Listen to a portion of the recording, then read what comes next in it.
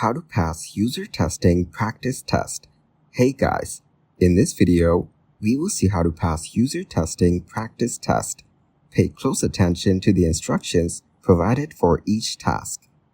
Make sure you understand what is being asked before you start. Clearly articulate your thoughts as you navigate through the tasks. Then, explain what you are doing and why, and if you are thinking out loud. Provide honest feedback and be as detailed as possible. If something is confusing or doesn't work as expected, mention it.